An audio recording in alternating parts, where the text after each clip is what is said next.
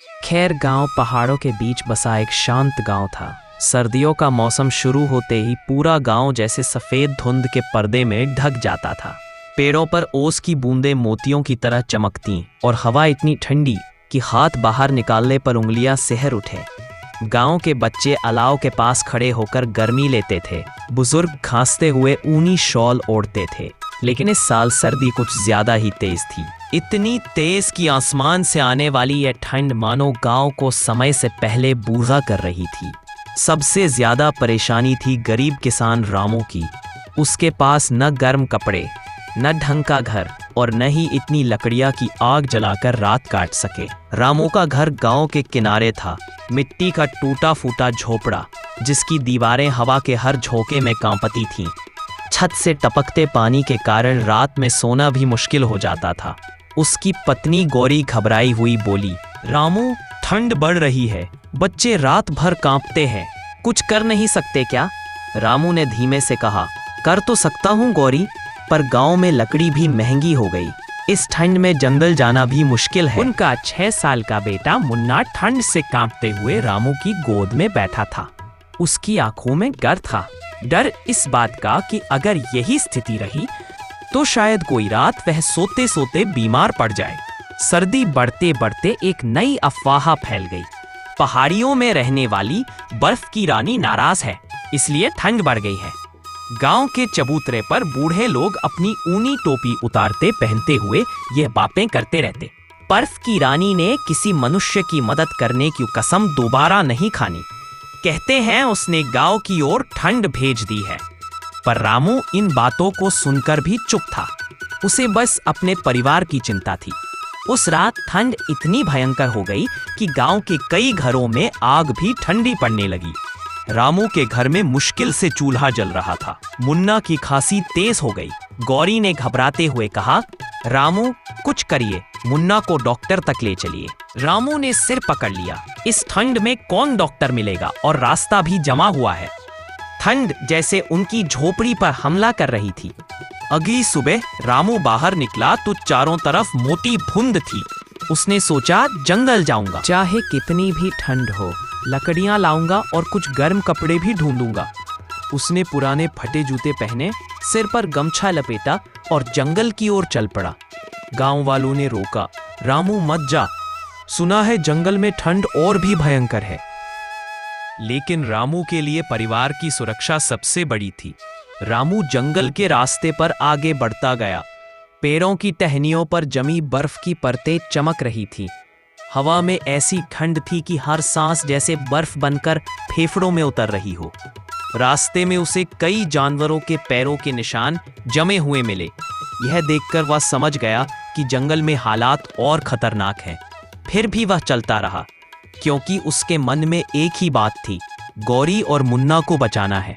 जंगल के बीच एक चौड़ी नदी बहती थी, लेकिन आज वह पूरी तरह जम चुकी थी। ऊपर से सफेद, नीचे गहरी नीली बर्फ, दिखने में खूबसूरत लेकिन फिसलन भरी और खतरनाक। रामू धीरे धीरे कदम रखता हुआ नदी पार करने लगा। अचानक कहीं दूर से क्रैक क्रैक की आवाज आई। बर्फ टूट रही थी। रामू रुक गया। जान बचाकर बिना आवाज किए आगे बढ़ा और बर्फीली नदी पार कर ही ली। सांसें तेज थीं, लेकिन मन मजबूत। नदी पार करते ही हवा अचानक बदल गई। यह साधारण ठंड नहीं थी। यह हवा मानो किसी शक्ति से भरी हुई थी। पेड़ अपने आप हिलने लगे। बर्फ कहीं तेजी से उड़ने लगी, जैसे किसी ने उसे हवा में फेंका हो। रामू ने देखा कि एक पेड़ की जड़ के पास चमक रही नीली रोशनी में कोई आकृति खड़ी है। वह आकृति धीरे धीरे उठी और हवा में तैरने लगी। रामू के पैरों में डर से जैसे जान ही नहीं रही। उसने धीरे से कहा, यह क्या है? नीली रोशनी से आकृति साफ हुई। वह थी बर्फ की रानी। लंबा चांदी सा गाउन, चमकदार बर्फ के क्राउन, चेहरे पर ठंड जैसी शांति लेकिन आंखों में अजीब सी चमक। उसकी आवाज धीमी लेकिन गूंजती हुई, मनुष्य, तुम इस जमे जंगल में अकेले क्यों आए हो? रामू कांपते हुए बोला, मेरा परिवार मर रहा है, ठंड बहुत बढ़ गई है, मैं लकड़ियां लेने आया हूँ, कुछ दया करो रानी माँ। बर्फ की रानी उसकी बात सुनकर कुछ क्षण चुप रही, फिर बोली, तुम मनुष्यों ने प्रकृति को चोट पहुंचाई है, पेड़ों को काटा है और बदले में यह ठंड तुम्हें मिली है। रामू ने सिर झुका लिया। लेकिन रानी माँ, मैंने कभी ऐसा कुछ नहीं किया। मेरी गलती क्या है? रानी उसकी आंखों में देखती रही। सच कहो, तुम्हारा मन साफ है, लेकिन मनुष्यों की गलती का असर सभी पर पड़ता है। रानी ने हाथ उठाया। नीली ठंडी हवा की एक लहर उठी और रामू की ओर बढ़ी। रामू पीछे हट गया, लेकिन रानी ने कहा, यह तुम्हारी परीक्षा है। अगर तुम्हारे दिल में परिवार के लिए सच्चा प्यार और साहस है तो ये ठंड तुम्हें नहीं छुएगी। हवा रामू को छूकर गुजरी और चमत्कार हुआ। पहले जो हवा मनुष्यों को जमा देती थी, वही हवा रामू को बिल्कुल नहीं लगी। रानी मुस्कुराई। तुम सच्चे हो, तुम प्रकृति के दोस्त हो, इसलिए तुम पर ठंड का असर नहीं होगा। रामू की आंखों में उम्मीद की रोशनी आ गई। रानी ने धीरे से कहा, मनुष्यों ने मेरे पहाड़ों से लकड़ियां चुराई, पेड़ों को काटा, इसलिए मैंने ठंड बढ़ाई। पर तुम में सच्चाई है। मैं तुम्हें एक खास चीज दूंगी। उसने अपनी हथेली खोली। उससे एक चमकदार बर्फ का फूल निकला। इसे अपने गांव ले जाओ। ये जहां रखा जाएगा वहां की ठंड कम हो जाएगी। इसे स्वार्थ के लिए मत रखना, बल्कि गांव वालों की भलाई के लिए रखना। रामू ने हाथ जोड़कर धन्यवाद किया। अब वापस लौटने का समय था। रामू बर्फ का चमकदार फूल हाथ में लिए जल्दी जल्दी जंगल से वापस लौट रहा था। रास्ता उतना ही खतरनाक था, लेकिन अब उसके दिल में डर नहीं था। ठंडी हवा अब उसे नहीं छूती थी। शायद रानी की परीक्षा पास करने का फल था। गांव के पास पहुंचते ही उसे चिमनियों से उठता हल्का धुआं और दूर से बच्चों की खांसी की आवाजें सुनाई दी। उसका दिल और तेजी से धड़कने लगा। उसे मुन्ना और गौरी की चिंता थी। गांव वाले जब रामू को लौटते देखते हैं तो हैरान रह जाते हैं। इतनी ठंड में कोई जंगल से वापस लौट ही कैसे सकता है?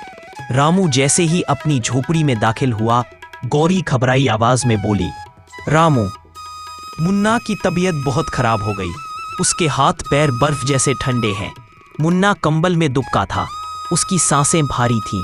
रामू की आंखें भर आईं। उसने तुरंत बर्फ का फूल मुन्ना के सिरहाने रखा। चमत्कार हुआ। फूल से निकलती हल्की नीली रोशनी कमरे में फैल गई। ठंड जैसे अचानक पीछे हट गई। मुन्ना की सांसें हल्की और सामान्य होने लगी। गौरी आश्चर्य से बोली, ये क्या है रामू? ये तो किसी जादू जैसा है। रामू ने कहा, ये बर्फ की रानी की दया है। ये हमारे गांव को बचाएगा। उस रात खबर पूरे गांव में फैल गई।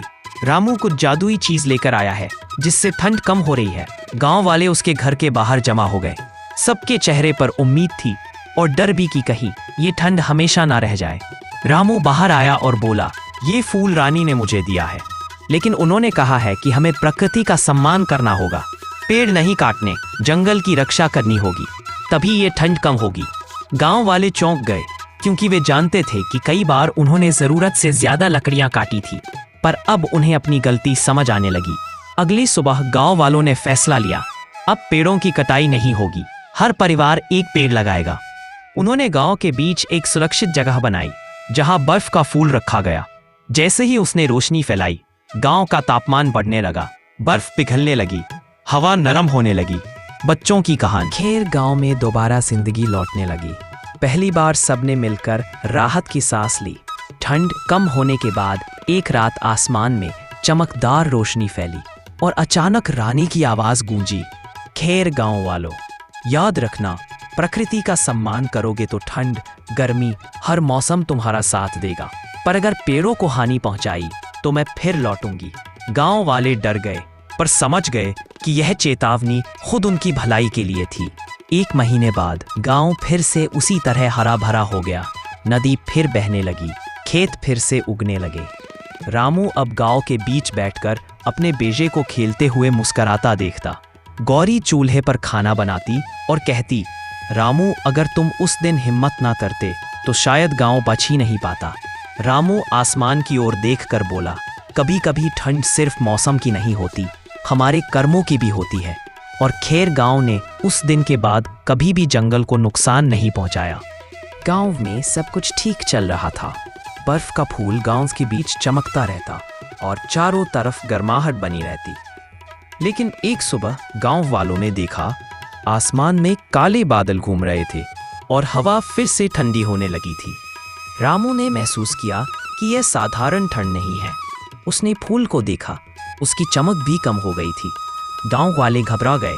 क्या रानी नाराज हो गई? क्या ठंड फिर आ जाएगी? दोपहर तक जंगल की ओर से एक अजीब डरावनी आवाज सुनाई देने लगी। ओहो, श्श, ही। पेड़ बुरी तरह हिलने लगे। बर्फ के टुकड़े हवा में तेजी से उड़ने लगे। रामू समझ गया कि यह कोई नई समस्या है। वह गांव वालों के साथ पहाड़ी किनारे तक गया जहां से जंगल दिखता था। उन्होंने देखा जंगल के बीच एक जगह नीली बिजली जैसी चमक उठ रही थी। एक बुजुर्ग बोला, ये बर्फ की रानी की हिम गुफा है, शायद वहां कुछ गलत हुआ है। गांव में हलचल मच गई। रामू रात को सो नहीं पाया। अचानक आधी रात को बर्फ का फूल तेजी से चमका, पहले की तुलना में कई गुना ज्यादा।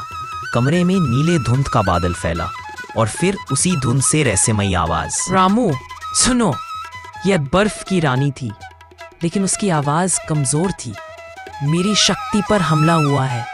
एक दुष्ट हिम आत्मा जाग गई है। वह पूरी दुनिया को ठंड में बदलना चाहती है। रामू घबरा गया। मैं क्या करूं? रानी माँ, आवाज ने कहा, मेरी हिम गुफा में आओ। क्योंकि केवल जिसने मेरी परीक्षा पास की है उसी पर ठंड का असर नहीं होगा। तुम ही मेरे लिए उम्मीद हो। और आवाज गायब हो गई। सुबह होते ही रामू गांव के चौक में गया और सबको बताया। गांव वाले डर गए, लेकिन उन्हें पता था कि अगर रामू नहीं गया तो ठंड इतनी बढ़ जाएगी कि कोई भी जीवित नहीं रहेगा। गौरी ने रामू का हाथ पकड़कर कहा, जाओ रामू, गांव तुम्हारे भरोसे है और मैं भी। रामू ने गले लगाकर कहा, मैं लौटूंगा, तुम और मुन्ना मेरी ताकत हो। उसने फूल साथ लिया और जंगल की ओर निकल पड़ा। रामू ने पहले से भी कठिन रास्ता पार किया। चीगों पर मोटी बर्फ, तेज ठंडी हवाएं, रास्तों पर बर्फीली दरारें, अंधेरा और रहस्यमयी आवाजें। वह कदम कदम पर संभल कर बढ़ता रहा। अंत में वह पहाड़ के बीच एक बड़ी सफेद गुफा के पास पहुंचा। मानो कोई तूफान भीतर बंद हो। गुफा में प्रवेश करते ही उसने एक विशाल आकृति देखी, पूरी बर्फ से बनी, आंखें लाल और आवाज गरज जैसी। वह दुष्ट आत्मा चिल्लाई, मनुष्य, तुम रानी की मदद करने आए हो? मैं इस धरती को जमा दूंगा। यह फूल मेरा पहला शिकार होगा। रामू कांप गया, लेकिन पीछे नहीं हटा। उसने फूल को ऊंचा उठाया और बोला, मैं अपने गांव को बचाने आया हूँ। फूल अचानक चमक उठा। गुफा में नीली रोशनी फैल गई। हिम आत्मा पीछे हटने लगी, लेकिन फिर जोर से गरजी, तुम मुझे नहीं रोक सकते। अचानक गुफा का पूरा फर्श कांपने लगा। ऊपर से तेज बर्फीली चमक उतरी। रानी प्रकट हो गई, लेकिन कमजोर, घायल और थकी हुई। रानी ने कहा, रामू, मुझे तुम्हारी जरूरत है। रामू ने फूल रानी को सौंपा। फूल की रोशनी रानी के शरीर में समा गई। रानी की शक्ति वापस लौटने लगी। रानी ने आंखें खोलकर कहा, अब यह खत्म होगा। रानी और हिम आत्मा के बीच भयानक टक्कर हुई। बर्फीले तूफान, नीली बिजली, लाल आग जैसी ठंडी ऊर्जा, गुफा में गूंजती गड़गड़ाहट। रामू चट्टान के पीछे छिपकर खड़ा रहा। उसकी आंखें। आखिरकार रानी ने अंतिम मंत्र बोला, शीत बंधन। हिम आत्मा चिल्लाई और बर्फ के अंदर कैद होकर पत्थर जैसा बन गई। गुफा शांत हो गई। रानी रामू के पास आई और बोली, तुम्हारे साहस ने मेरा राज्य और तुम्हारा गांव बचा लिया। अब यह ठंड कभी तुम्हें नुकसान नहीं पहुंचाएगी। उसने फूल रामू को लौटाया और कहा, यह अब हमेशा गर्मी फैलाएगा। इसे गांव में सुरक्षित रखना। रामू गांव वापस लौटा। फूल को वापस गांव के बीच रखा गया और पूरे खेर गांव में गर्मी लौटाई। लोग मुस्कुराए, बच्चे खेले और सबने मिलकर पेड़ लगाए। ठंड का आतंक खत्म हो चुका था। हाँ जी दोस्तों, अपने वीडियो देख लिया तो वीडियो कर दीजिए लाइक। चैनल पर पहली बार आए तो चैनल कर दीजिए सब्सक्राइब। और हमारा स्टोरी की दुनिया पर आपको ऐसे प्यार सपोर्ट बनाए रखना है।